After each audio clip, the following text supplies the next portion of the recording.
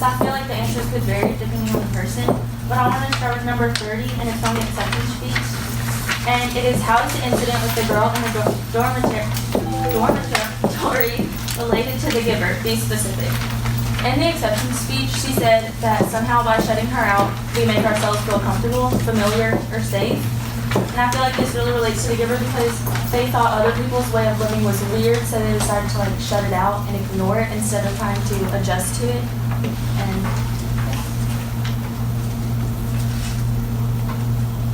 anyone want to add to that? Okay, so like this girl was different. She was like blocked out. Like in the giver, they celebrate not individuality. Like everybody has to be the same. Yeah, it's kind of like how Jonas, he was like, so everybody was the same, but then once Jonas became the receiver or the giver or whatever you want to call him, he was like different from everybody else. Not necessarily people noticed it, but he knew more things than everybody else. And this girl was different than everybody else, and just like Jonas was different from everybody else in his community. Yeah, it mentioned, Larry mentioned that no one understood her, the girl, and no one really understood what Jonas thought. For example, the game, like he didn't want them to play that game of war and stuff because the meaning of it was truly bad, and no one really understood him, just like the girl in her acceptance. Okay, I picked out number 8, and number 8 says, describe what you think the community will experience after Jonas' departure, how things changed. And on page 76 in the Giver, it says, it was a man Jonas had never noticed before, a bearded man with pale eyes. And that was describing the Giver. And since Jonas said he never noticed him before, it was like nobody, they knew there was a Giver, but they didn't really see him, they didn't really rely on him that much. Whereas after the memories were going to be in them, they were going to go through the Giver a lot, and they were going to see him a lot, and they were going to depend on him to, live their life a little bit. Yeah, I think it'd be really chaotic and stuff, and it'd be really confusing because they really didn't know what to do if that happened. And then I think the Giver might be a little overwhelmed because no one has ever asked for his help and stuff, and then the whole community is depending on him. Interesting. Although they were happy memories, they're mainly the memories that were bad. I feel like they're gonna be stronger, and they're gonna be kind of there's gonna be depression and stuff because of all the things they're realizing they've missed, and the things that they ignored that they should have been actually celebrating. And I feel like it's gonna be kind of sad.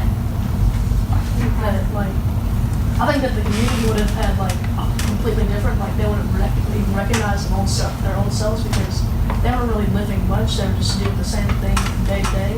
But now they have actual thoughts and emotions and memories and such. Yeah. I think the community will experience chaos and pain because they never felt emotions before, and this will trigger them. And this will change how they live their everyday lives. I mean, now they know what release means, and they can't do that anymore. And then people will now start making their own decisions. Okay, so I wanted to bring up number 11, and it says, can you think of the negative things that we have to endure in the name of freedom? In other words, what negative things could and do happen because of freedom? Explain. A negative thing about freedom is that people, they think that they can do whatever they want, and then they get all crazy and nutty, and then whatever they do, most of the time it can affect others because it's bad. Yeah. And negative. I found a passage in an article. It says, when living in an individualistic society, there is always the danger that other people will come to be seen as objects in your way, rivals and competitors instead of fellow citizens. And I thought that really matched up in number 11 because of individualism in our society and stuff, people do make bad choices because they have the freedom to make those choices. But then some do. I agree with Avery, and I have an example. It's the gun laws in the U.S., how they're not as strict and people can slide by them easily. so more people get harmed when they have, and also freedom of speech. Whenever there's something that people don't like, they protest and rally and riot, and they're like usually never peaceful, and so people get harmed there too. Okay, number 1. Do you see evidence of our world moving to sameness? Yes, I do, because people are keep doing crime, and a lot of people are tired of that. So I think it's possible that our world can go to sameness soon. I agree with you, but not for the reason of crime. A lot of people nowadays, we have certain places or roles that we want people to play. Like, we think girls should dress in like dresses and pink, and we think they're supposed to be super nice and like polite and stuff, and we think boys should wear shorts and t-shirts and roll around in the dirt or something. I don't know. The stereotypes. But, yes, the stereotypes. They just, and I think people are following those most of the time, because I walk around the school sometimes and I see girls dressed in almost the same thing, but I also see guys do it as well, and it's just everyone seems to be dressing the same. We may not act all the same, but we are moving sort of into that area of sameness. I think we're coming out of that because, like, if you look at like the 1900s, everyone like wore the same kind of things. All women stayed at home, all men worked. So, and now if you look at the 21st century, people are a lot different. We wear a lot of different things. We say a lot of different things. We look like a lot of different things. We could be moving to sameness, but not anytime soon, especially not in America. All the conflict and all the minors doing whatever they want. We're not just going to move to sameness because the government decides to do one thing. Yeah, going back to what Ava said about how like we're kind of coming out of sameness, because I know my mom doesn't stay at home all day, and some people they still do. I'm just saying, like not everybody, like not all women stay at home, and like what you said is not that it's not stereotypes anymore. It's not how it used to be. So I don't think we're moving to sameness. I feel like we're kind of coming out of sameness, and I feel some people they don't want to be like everybody else. Maybe not necessarily where we live, but other places they don't want to be just like everybody else. I agree with Tegan because it says our world. That doesn't mean America. I mean places like North Korea. They're moving towards sameness rather than going towards getting out of sameness. They're already in sameness. They have sameness.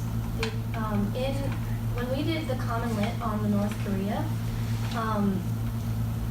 it said that it was almost impossible to leave North Korea because they were videoing you all the time to make sure that you weren't doing what you weren't supposed to be doing. Just like Yes, because they wanted you to be doing a certain thing at a certain time or something like that, because they think that's how they can control people. People for knowing about and performing releases, explain your answer. I don't see them as bad people because, like, they don't know that they're actually killing them. They don't know what death is. They just know that this is what they're supposed to do and this is what they were told to do, so it's what they're gonna do. I think that's kind of like a gray area. I think it's more on they're more good people, but even though they don't know that they're doing it, they're still kind of doing it. So it kind of goes back around because they're doing it, but they don't need to. So they're still doing those. It's still affecting the world. It's still their actions. I agree with you, but I also disagree. I do kind of see them as bad people because in The Giver, when Father was performing the release on the twin, He put the baby in a plastic container and sent it down a chute.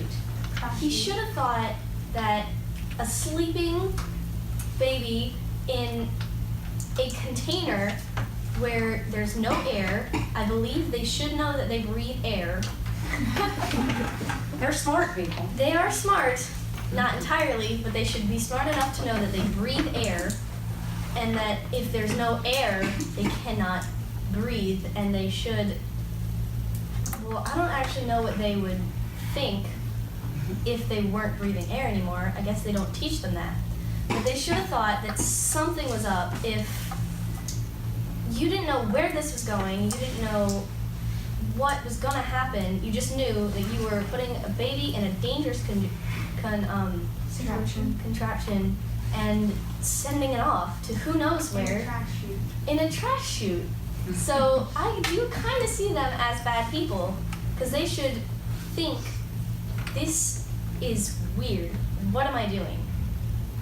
I get where you're coming from, but I have to disagree with you, because in their community, they think that this is okay. They think it's a regular release. They're in the book. He has a needle, puts it in the baby's head, and bye. Like they don't see it as death because they don't know what death is. So I have to disagree with you whenever you say like he should think that, but he doesn't. You know? When Jonas asked his father about release, he was saying how there was like a nice ceremony for them when they're being released, and that people say goodbye to them. But when he was talking about it, it was just like he didn't really care, and he wasn't very sympathetic about it. He was just kind of like, okay, well, that was done. It wasn't like a nice thing. So I feel like they could be good people that they don't understand that it's death, but at the same time, he kind of lied about it being nice and happy. So I have to disagree with you because in the book he gives the baby a shot and he says Ava's in the container and he says like bye bye in his little sweet voice that he uses with Gabriel, and Jonah sees that as like the only good part about that, and so when he does that you see that he does care, and that if he knew the truth he wouldn't have done it. So I kind of Jim's what do you have to say about it? I agree with Kinsley because in their society it's considered the ceremony of release, which even adds insult to injury, literally, because they don't know that it's something bad. And so it's like, it's ceremonial, so it's a celebration when someone has the opportunity to be released. Sarah Beth was talking about how I think they could be considered good people, because she was talking about how they she was wondering why he wouldn't question the things, but Jonah said in the book that the pills that they were taking was for the purpose of like making them not think, like they didn't have any feelings, and it was preventing them from like questioning. They were just taught not to question anything. They were just do what they were supposed to do, and so I don't think it makes him bad because he's doing what he's told to do, and he's just, that's just what he's always been told to do. So he's just doing that, and he doesn't realize that it's bad, and so he's been restricted from knowing that it's bad. I disagree because, I mean, you're killing a living being. That's bad. And if you kill a human being, I mean, you're guilty of something. And that's just being a bad person, killing something. I know I'm contradicting what I said earlier, but he doesn't know that he's killing it. He thinks he's sending it off to somewhere nice. He thinks it's going to elsewhere. The elsewhere that Jonas finds at the end of the book. But he doesn't know, even though that's exactly the opposite of what I said earlier, where he should think about this So we But can he kind doesn't. of all agree that we're on the fence about whether or not they are good people or not, right?